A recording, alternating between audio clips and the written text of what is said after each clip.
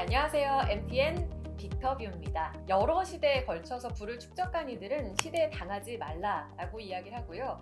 주식 투자의 거장들도 매크로에 연연하지 말아라 라는 이야기들을 많이 합니다.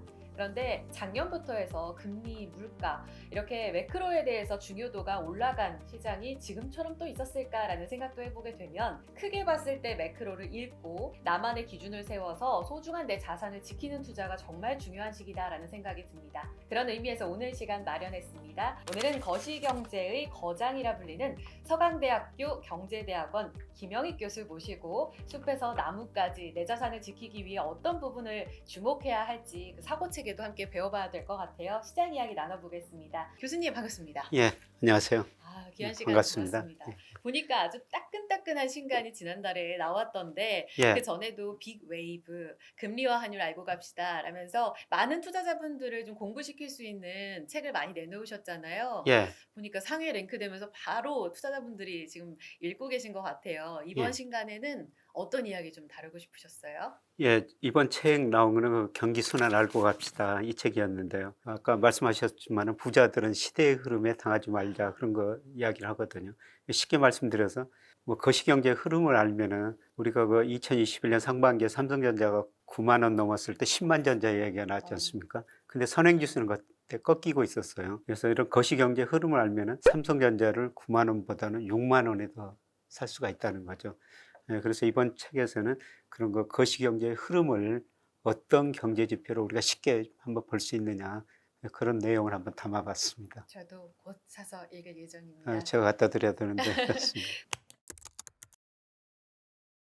많은 분들도 신간 직접 보시면서 공부해 보시면 좋을 것 같고, 그럼 지금부터 벌써 올해 5달 정도 지났잖아요. 남은 올해 지금 교수님은 어떤 그림을 그리고 계시는지도 힌트 듣겠습니다.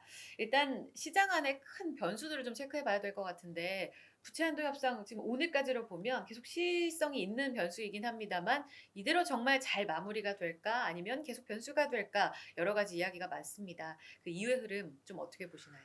뭐 과거 보면은 다 막판에 가서 타협을 했거든요. 그러니까요. 예, 이번에도 타협하리라고 보고 있습니다. 음. 예, 그런데 미국의 문제는 너무 정부 부채가 많고 그다음에 대순부채가 많다는 겁니다.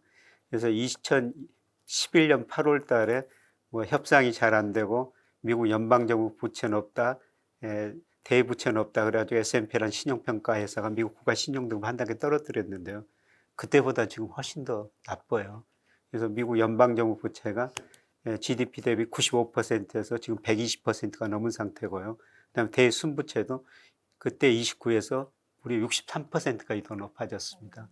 그래서 이런 부채 협상이 타결되더라도 미국 정부의 부채가 많기 때문에 앞으로 저 경기 침체가 올 텐데요. 미국 정부가 쓸 돈이 별로 없을 것이다. 그렇게 보시면 될 것 같습니다.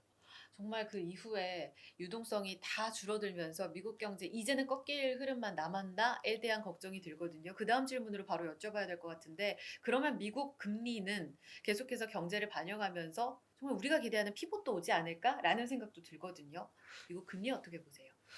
예, 뭐 파월 연준의장은 금리나 생각지도 말아라 그러는데 저는 네. 4분기 인하할 거로 보고 있고요. 어, 뭐 그렇게 보는 이유는 아마 3분기부터 미국 경제가 침체에 빠질 것 같습니다. 미국 GDP의 소비가 차지하는 비중이 무려 71%입니다.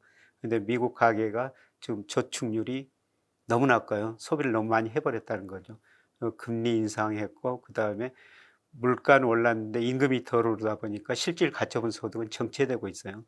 그래서 아마 3분기부터 미국 가계가 소비를 줄이면서 미국 경제가 침체에 빠지고요. 그다음에 물가 상승률도 수요가 줄어들면 소비가 줄어들면 많이 낮아질 수밖에 없습니다. GDP나 그다음에 물가 상승을 고려해서 제가 미국 적정 금리를 한번 테일러 준 책에서 추정해 보면요. 뭐 4.5% 정도 4분기에 나와요. 어, 예. 지금 5에서 그렇죠. 5.25%니까요. 지금 수준보다 낮아질 거라는 겁니다. 그래서 저는 뭐 경기 침체가 조만간 올 것이기 때문에 아마 4분기에는 미국이 금리를 내릴 수도 있다. 이렇게 지금 보고 있습니다. 음, 긴축 효과가 1년 지나서부터 서서히 들어가면서 예, 영향을 미칠 것이다 이런 말씀을 항상 해주셨잖아요. 예, 그렇죠? 그렇습니다. 그래서 미국이 금리를 연준이 올리면요, 소비자들이 뭐 금리 올린다고 즉시 그 다음 달 소비 지출을 조정하지는 않거든요. 서서히 조정합니다. 근데 제가 분석해 보니까 1년 정도 시차를 두고 소비를 가장 많이 조정했다는 겁니다. 작년 3월부터 금리를 많이 올렸으니까 그 금리 인상 효과가 이제 서서히 나타나기 시작할 거라는 겁니다. 미국에 그러면 시장금리 4%대로 내려오면 이제는 피봇으로 들어가게 되면 최종금리 5% 보던 연준들도 시각을 바꿔서 4%더 아래까지 인하할 수도 있는 그 가능성을 읽고 계신 거예요? 예, 그렇습니다. 뭐 올해 4분기에 저 금리 인하하고요. 뭐 내년에도 계속 그 인하할 거로 보고 있습니다. 그런데 그 블룸버그 컨센서스를 보면요, 올해 세계 경제 성장률이 작년보다 낮아진다는 건 다 동의하는데요. 그리고 내년에는 대부분 나라가 성장률이 올라간다고 전망이 돼 있거든요. 근데 미국이 작년에 뭐 저 2.1% 성장했는데 올해는 1.2, 내년에는 0.8로 미국 경제만 내년에 더 나빠진다고 그렇게 미국의 경제 전문가들 전망하고 있거든요. 이런 걸 보면은 내년에 가서는 더 많이 금리를 내릴 수밖에 없는 상황이 아닌가 그렇게 보고 있습니다. 3분기부터 미국 경제 꺾여서 꽤 긴 기간 동안 다시 금리 인하의 시대가 올 수 네. 있다. 알겠습니다. 그 측면은 또 시장에서는 호재로 읽을 수 있을지도 궁금하네요. 예, 주가를 결정하는 게 금리하고 기업 이익 증가율이에요.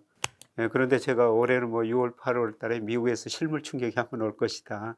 그렇게 말씀을 드렸는데 금리는 떨어지지만은 소비가 줄어들면서 기업 매출 줄어들고 이익이 더 줄어들 거라는 거죠. 그래서 금리 떨어진 것보다 기업 이익 증가율이 더 낮아지면요, 금리가 떨어져도 그 기간에는 주가가 더 떨어질 수가 있습니다. 그래서 아마 6월, 8월 무렵에는 미국 주가가 상당폭 한번 조정을 거칠 것 같아요. 조금 미국 주식 투자하신 분들은 리스크 관리를 좀 하시는 게 좋을 것 같습니다. 한번 좀 관심 있게 미국 소비 관련 지표들을 면밀하게 지켜볼 필요가 있고요. 그리고 소비뿐만 아니라 고용 관련 지표, 지금 고용이 좋다고 그러는데요. 아마 뭐 저는 저 6월 데이터가 발표된 7월부터는 고용이 감소했을 수도 있을 것이다, 이렇게 보고 있습니다. 장기적으로 봤을 때 국내장에서는 기회 있다라는 말씀을 제가 여러 차례 좀 확인했거든요. 이번엔 한국으로 돌아가 좀 보겠습니다. 우리나라 이번 금리 어떻게 보시는지. 지금 금리차 확대, 그러니까 한미 금리차가 벌어지고 있기 때문에 우리는 인하할 수도 없고 또 경기가 미국보단 좋지 않기 때문에 위축을 피하기 위해 지금 인상할 수도 없는 상황에서 한은의 고심이 굉장히 깊어질 것 같거든요. 예, 저는 우리 금리 거의 인상 사이클 마무리됐다. 0.5에서 3.5%까지 올렸지 않습니까? 마무리됐다 이렇게 보고 있고요. 그런데 우리 기준금리를 보려면 시장금리를 보시면 돼요. 시장이 저는 한국은행보다 더 똑똑하다고 보고 있거든요. 근데 우리 시장금리, 예를 들어서 10년 국채 수익률이 뭐 작년 10월 초에 4.6% 같은 게 최근에 3.2%까지 떨어졌어요. 과거 시장금리하고 기준금리 인과관계나 이런 상관관계를 보면요, 시장금리가 기준금리에 선행했습니다. 그리고 기준금리가 떨어지면 시차를 두고 한국은행이 기준금리 인하했다는 것이죠. 근데 시장금리가 이렇게 떨어진다는 것은 앞으로 우리 경제 성장률도 떨어지고 물가 상승률이 낮아진다는 거죠. 저는 당장 6월부터 우리 소비자 물가 상승률이 2% 중후반에 진입하리라고 보고 있어요. 그렇게 되면은 지금 경기도 안 좋은데 물가 상승률 2% 중후반 진입하면은 한국은행도 아마 4분기 가서는 금리를 인하할 가능성이 높다, 그렇게 보고 있고요. 그러면 미국하고 우리하고 금리 차이가 굉장히 큰데 우리 시장에서 돈이 빠져나갈 것 같지 않느냐. 그런데 지금 금리 차가 1.75%포인트까지 높아졌는데도요, 채권 시장으로는 돈이 계속 들어오고 있어요. 외국인 자금들이. 우리 채권 시장에서는 미국인 자금이 별로 없습니다. 주식 시장은 우리 외국인들은 우리 주식을 27% 가지고 있고 외국인 자금 중에서 40%가 미국계 자금이에요. 그런데 채권 시장은 외국인들이 우리나라 9% 가지고 있는데요, 47%가 아시아계 자금입니다. 주로 중국 자금입니다. 그리고 유럽 자금이 거의 30%거든요. 그러니까 거의 77% 정도가 아시아계 유럽 자금이라는 겁니다. 그런데 우리 10년 국채 수익률이 중국보다 높고 일본보다 높고 독일보다 훨씬 높거든요. 뭐 일본, 중국, 그다음에 유럽계 자금은 우리 채권 시장에서 빠져나갈 이유가 없다는 겁니다. 그래서 뭐 금리 차가 크더라도 예, 저는 뭐 채권 시장에 최근 돈이 들어오는 것처럼 뭐 별로 걱정할 필요는 없다고 생각하고 있습니다. 예, 주식은 올해 외국인이가 꾸준히 사고 있죠. 예, 꾸준히 뭐 사고 있는 이유는 네. 한국 주가가 앞서 제가 여러 가지로 평가해 보면 저평가됐거든요. 네. 명목 GDP, 그다음에 M2, 그다음에 일평 수출. 제가 이것 가지고 과거에는 가대평가됐기 때문에 예, 주가가 좀 조정을 보일 수 있습니다. 이런 말씀을 드렸는데 예, 가소평가 영향이 들었었고요. 예, 그다음에 환율이 1330원까지 올랐는데 예, 제가 우리나라 뭐 여러 가지 환율 결정하는 뭐 경상수지, 우리나라 금리차, 중국 위안 달러 환율 이런 것으로 고려해 보면 1,150원 정도가 적정 환율 수준이 나와요. 그러니까 환율이 앞으로 떨어질 거라는 거죠. 네. 외국 입장에서 보면은 뭐 한국의 주가 저평가됐다, 환율이 앞으로 떨어질 것이다. 그래서 뭐 외국인들이 주식을 사는 거죠. 그래서 저는 외국인들이 꾸준히 우리 주식 사시라고 보고 있습니다.